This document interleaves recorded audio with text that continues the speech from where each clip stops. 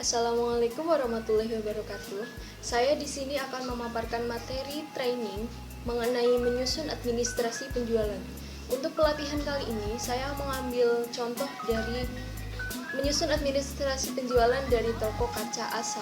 Toko kaca Asa ini berada di Semarang dan menyediakan berbagai furniture seperti rak piring berkaca, gerobak stand, dan lain sebagainya. Sebelumnya, perkenalkan, nama saya Sofia Safira, saya dari MP2B Politeknik Negeri Semarang. Baik, langsung saja kita mulai materinya. Baik, karena toko yang kita ambil adalah toko kaca Asa yang menjual furniture, dan produk yang akan kita ambil yaitu gerobak stand usaha. Gerobak ini digunakan untuk usaha-usaha stand yang ada di biasanya di stand-stand depan Indomaret, Alfamart, atau di pinggiran seperti itu. Untuk pelatihan kali ini ada 5 hal yang akan kita pelajari dari penyusunan administrasi penjualan. Yang pertama, daftar pelanggan. Yang kedua, catatan persediaan barang. Yang ketiga, bukti transaksi penjualan. Yang keempat, rencana aktivitas penjualan, dan yang terakhir yaitu laporan kegiatan penjualan. Baik, langsung saja untuk yang pertama, daftar pelanggan.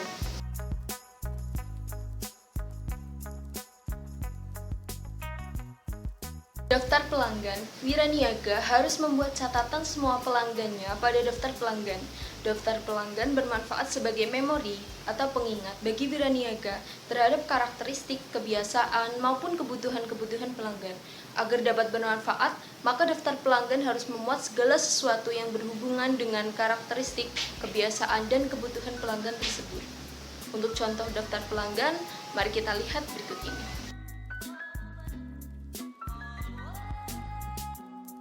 Untuk contoh daftar pelanggan, kita bisa gunakan 8 kolom yang berisi, yang pertama itu nomor, yang kedua kode, yang ketiga nama, keempat alamat, berisi telepon, fax, dan email jika ada. Selanjutnya kebiasaan, selanjutnya volume pembelian, dan kontak person. Setelah itu keterangan. Untuk nomor, kita bisa isi nomor urut dari pelanggan yang akan kita kunjungi. Untuk kode yang digunakan, kode yang dipilih atau yang kita gunakan disesuaikan oleh salesperson masing-masing, terserah dari salesperson. Misalnya, kode dari pelanggan Banyumanik, rumah nomor 1, kita gunakan kode R1, misalnya seperti itu.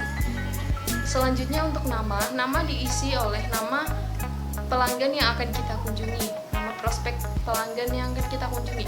Selanjutnya alamat dari prospek pelanggan.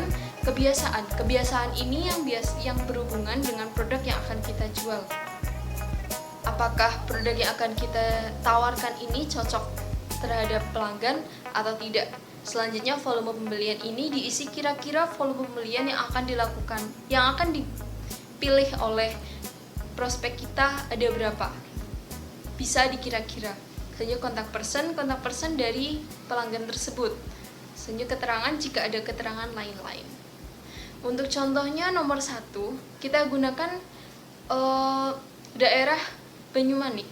Yang pertama kode R1, kita gunakan R1 untuk lebih mudahnya. Untuk nama, kita misalkan rumah nomor 1 yang pertama itu Bapak Supriyadi yang beralamat di Banyumanik. Jika telepon, fax, email, atau emailnya ada, silakan diisi. Selanjutnya kebiasaan, Bapak Supriyadi ini misalnya biasa jajan di sekitar Perumda, misalnya. Kita misalkan saja.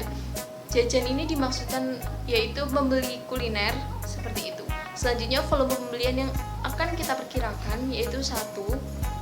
Untuk kontak person dari Bapak Supriyadi itu ditulis, keterangannya kita strip. Untuk contoh daftar pelanggan seperti itu, kita bisa menulis sebanyak-banyaknya daftar prospek pelanggan yang akan kita kunjungi. Selanjutnya yaitu catatan persediaan barang. Ini pencatatan yang kedua ya. Catatan persediaan barang, setiap jenis barang yang dimiliki selalu dicatat wiraniaga. Harus catatan persediaan barang bermanfaat sebagai pengingat yang akurat bagi wiraniaga terhadap berbagai informasi barang yang dijual. Jadi, kita sebagai salesperson jika akan menjual barang kita kepada pelanggan, setelah itu pelanggan bertanya produk apa saja yang ada pada perusahaan kita menjadi tahu. Selain itu, kita juga saat kita lupa, kita juga bisa melihat catatan kita.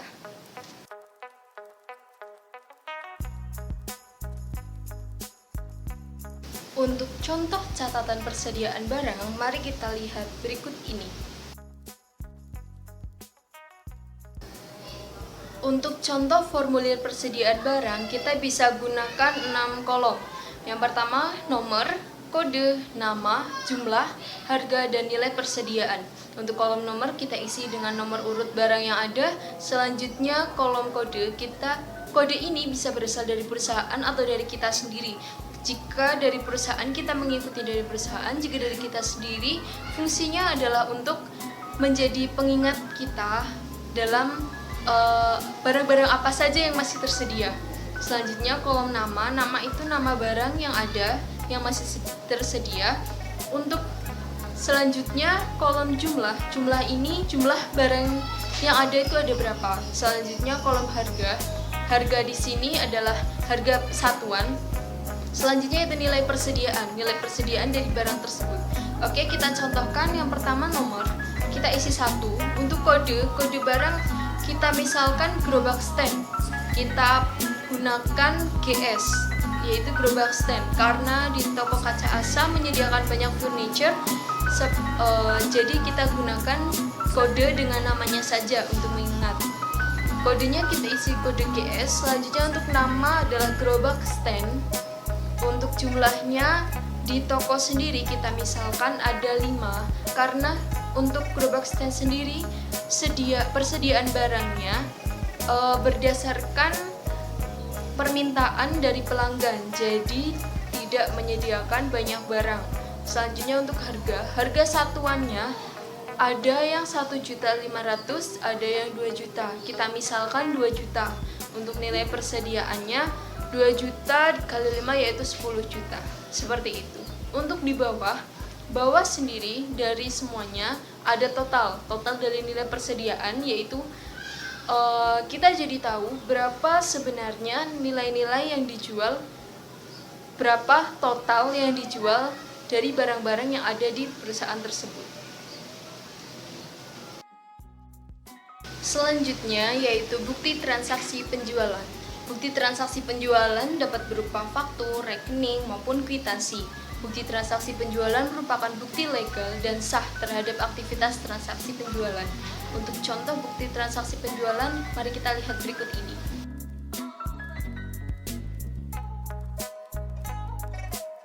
Selanjutnya adalah contoh bukti transaksi penjualan. Untuk contoh bukti transaksi penjualan sendiri ada banyak.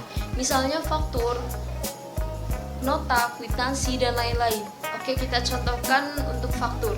Untuk faktur, di atas sendiri kita tulis toko kaca Asa. Toko kaca Asa ini menunjukkan bahwa perusahaan yang kita punya yaitu toko kaca Asa.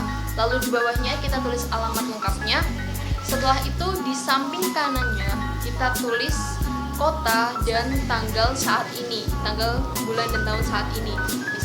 Lalu di bawahnya kita tulis kepada yang terhormat titik-titik-titik seperti itu. Lalu di bawahnya kita buat tabel. Tabel ini berisi 5 kolom. Yang pertama ada nomor, yang kedua nama, ketiga kuantitas, yang keempat harga, dan terakhir jumlah. Untuk di bawah tabel kita di sebelah kiri kita tulis wiraniaga atau salesperson, itu diisi oleh kita yang melakukan penjualan tersebut. Lalu untuk sebelah kanannya diisi penerima, tanda tangan masing-masing. Untuk tabel nomor kita contohkan, kita isi toko kaca Asa, alamatnya, setelah itu Semarang, tanggal transaksi saat itu. Untuk di bawahnya kepada yang terhormat kita misalkan Bapak Supriyadi, seperti itu. Terus nomor kita isi nomor 1, nama, gerobak stand, kuantitas, kita misalkan satu harganya 2 juta, jumlahnya 2 juta, total isi 2 juta. Wiraniaga kita misalkan Sofia, lalu untuk penerima Bapak Supriyadi. Seperti itu untuk contoh faktur. Selanjutnya yaitu rencana aktivitas penjualan. Rencana aktivitas penjualan digunakan sebagai pedoman bagi wiraniaga dalam melaksanakan aktivitas penjualan. Rencana aktivitas penjualan sebaiknya dibuat per hari kerja. Untuk contoh rencana aktivitas penjualan, mari kita lihat berikut ini. Contoh formulir rencana kerja ini kita buat per hari. Untuk di atas sebelah kiri kita tulis hari, di bawahnya tanggal, wilayah, dan wiraniaga. Untuk sebelah kanan lurus dari garis hari yaitu toko kaca asa untuk menjadi pelengkap saja. Lalu di bawah tulisan wiraniaga kita buat tabel 7 kolom.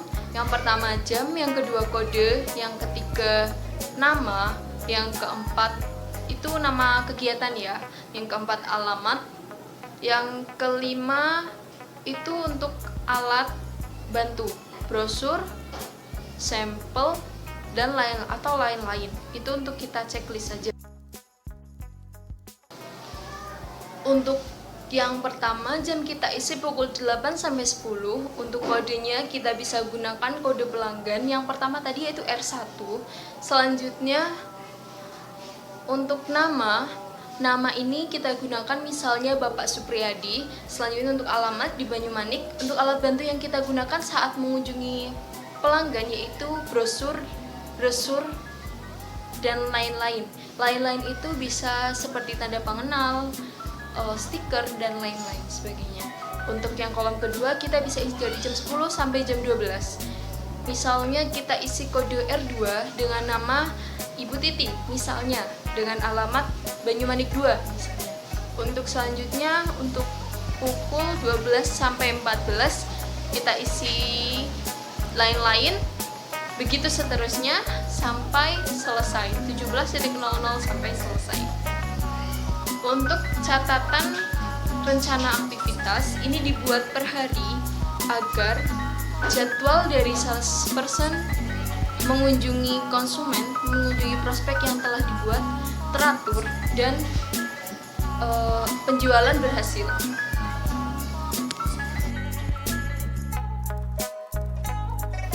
Untuk penyusunan administrasi yang terakhir yaitu laporan pelaksanaan kerja. Laporan pelaksanaan kerja biasanya dibuat setiap bulan sekali.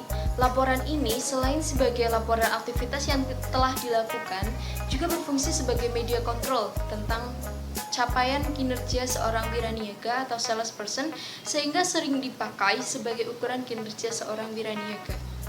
Laporan pelaksanaan kerja biasanya dibuat dalam per bulan atau per minggu sesuai kapasitas salesperson. Untuk contoh laporan pelaksanaan kerja, mari kita lihat contoh berikut ini.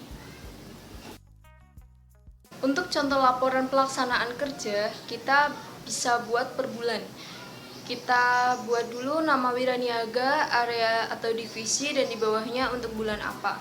Jadi, untuk nama wiraniaga kita isi nama kita, misalnya saya misalkan Sofia.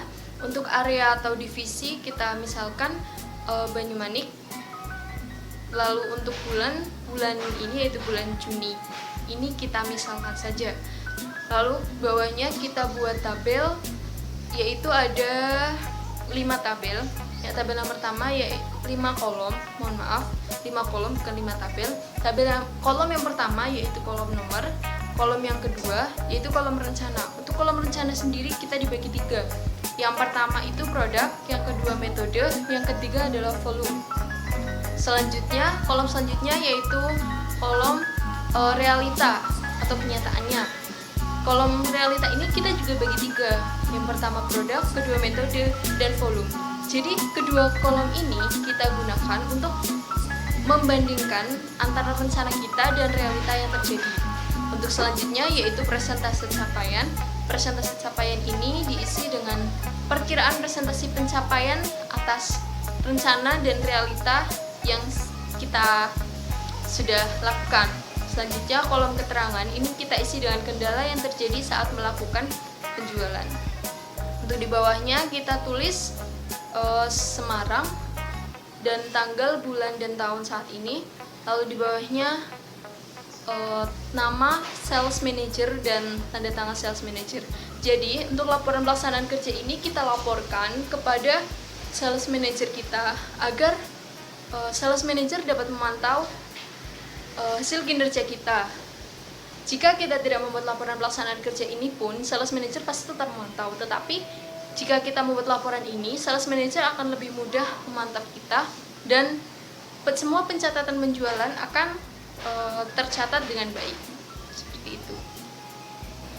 Demikian pelatihan training yang bisa saya sampaikan tentang menyusun administrasi penjualan. Untuk menjadi perhatian, untuk semua administrasi penjualan tidak ada patokan yang khusus, tetapi kita bisa gunakan format-format yang sudah ada agar tidak ada yang ketinggalan, misalnya satu faktor apapun. Untuk selanjutnya, untuk administrasi penjualan ini sangat penting, jadi benar-benar harus diperhatikan. Untuk pertanyaan, jika ada yang mau ditanyakan, silahkan bisa langsung melalui grup setelah ini. Terima kasih. Sekian dari saya. Wassalamualaikum warahmatullahi wabarakatuh.